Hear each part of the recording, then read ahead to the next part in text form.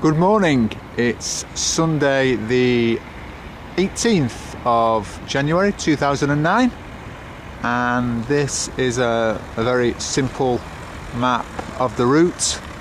Well, no, we're not going to be going on this route all the way from Girona, which is on the bottom, to Olot, which is at the top, because that's about 60k. But I'm going with Christina, Michaela and Lourdes. Christina's done a bit of cycling, but the other two haven't, so we won't be going very far and we won't be going very fast, which actually suits me because my foot's giving me a bit of jip, the old cycling injury, so I don't want to do anything too energetic. But this route from Girona all the way to Olot, as I say, I've never done that, but one day I would like to do it, so we're probably only going to go to somewhere like Bescanó, which is the second named place after Girona.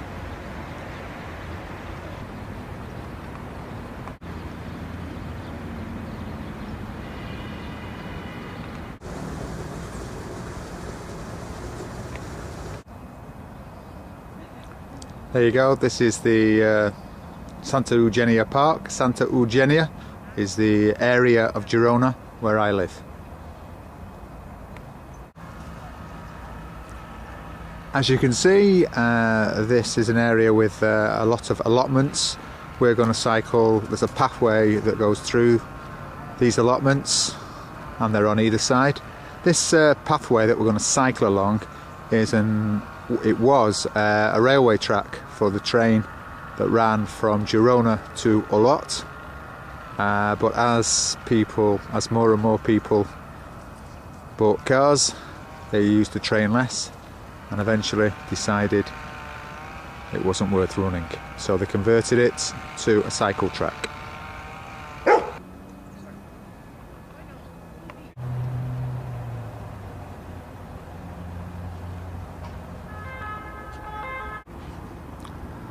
Morning, Mr. T here. Well, I'm still waiting for the chicas. The arrangement was 11 o'clock. It's now 25 past 11. But, well, it's typical Spanish time. Apparently, Lourdes was picking up Michaela at 10:45. Then they had to go to Christina's house because I don't think Michaela, well, I know Michaela doesn't have a bike, so they needed to collect a bike for her and make sure it was her size or lower the saddle or whatever. Then they all had to ride then from Christina's house to here, which would probably take them 10 minutes. So it was virtually impossible that we were going to be here at 11 o'clock. And I rang Christina this morning. She didn't answer, but she sent me a text and said, okay, we're meeting at 11 o'clock, which was virtually impossible to do.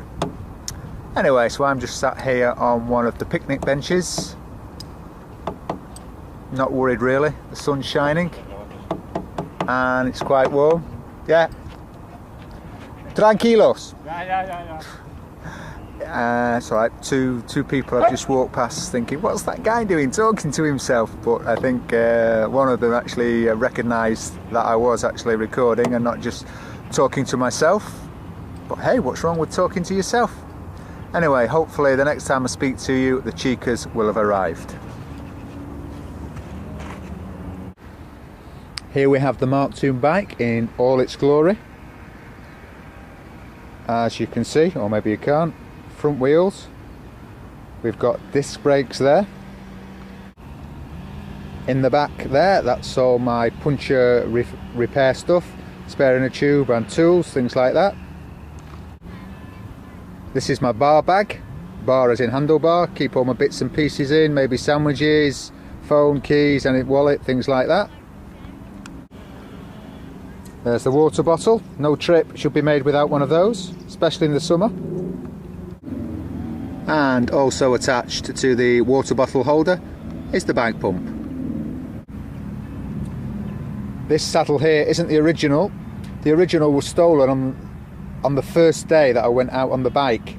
I chained the bike up, went into wherever I was going, came out and someone had stolen the saddle, because now they're all quick release.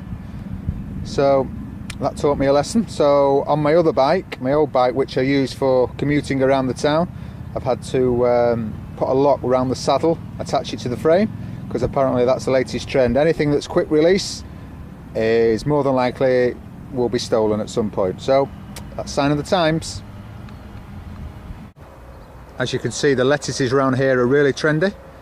They even wear hats. Just look at the size of those cabbages. Okay, this looks like Christina. She's obviously going to give me some excuse story. Te vas a aburrir. Te vas a aburrir porque mira. Here's Michaela. I thought it was 11 o'clock today, not tomorrow. I know. Buenos días.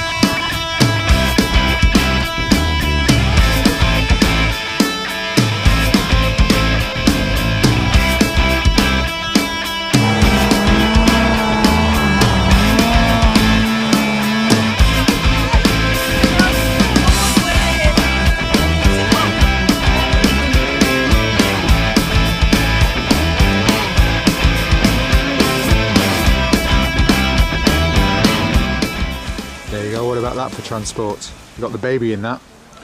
Okay, so we're now leaving Girona and we're going into this town. It's pronounced Sal. You don't pronounce the T, it's not Sol, it's Sal.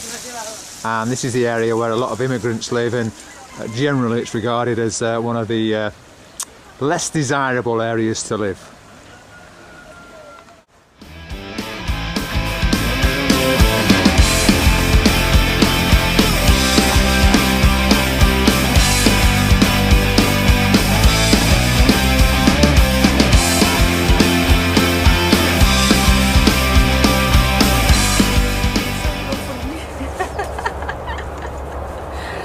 After you love me? No, you will love of me, no? Laugh at me. After you laugh After? You will laugh at me. laugh at me.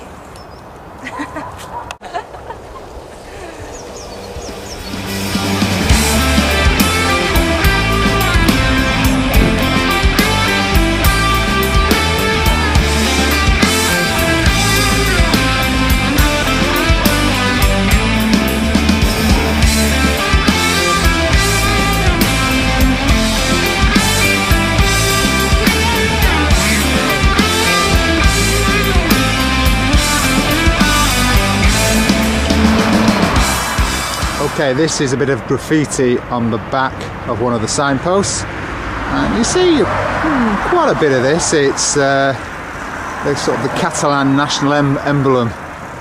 It's the sort of thing that the extremists, the nationalists do, because as you may know, some people in Catalonia want to be independent from Spain. And this is one of the many signs that you find all over Girona indicating cycle routes. This direction for cycle route 4 and 5. And this way for number 8.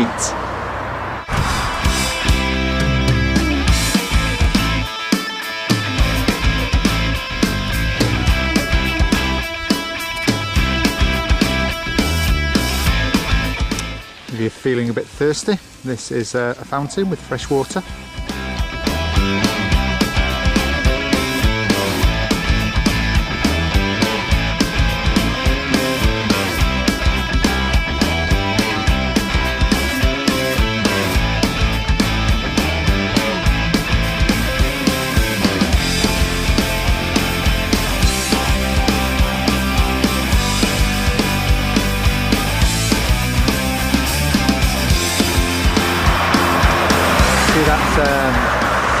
Sign over there once again, that's like the Catalan national emblem, and below it no mats.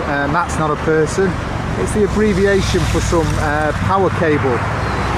high tension power cable that's there's a proposal in to bring power from France to this area of Spain, and it obviously is going through this area, and this is a bit of graffiti that's quite common in and around Girona. Obviously a lot of people are against it. And here we have Lourdes and Michaela. I've just passed Christina. I think she's decided that we're going back.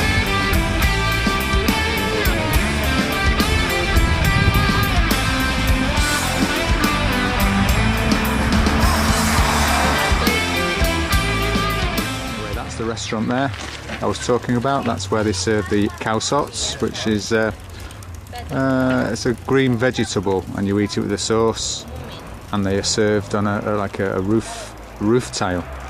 The season I think is like January to June, and we'll probably do it again this season. Go for a calçotada, as it's called. Don't know if you can make that out, but it says Bescanó. This is the one of the villages that we passed through, and that is the old station. As I said, this was originally a train track, and as you can see, the station is suffering from a bit of graffiti.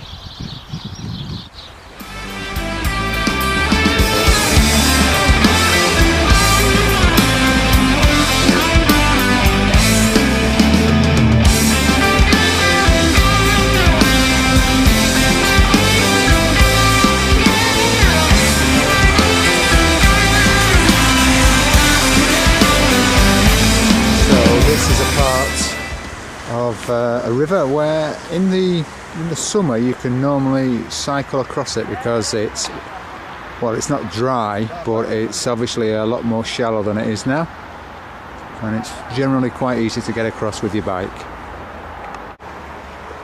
And up there, that's where they have a bit of canoeing. You can see like they must do the slalom or something like that.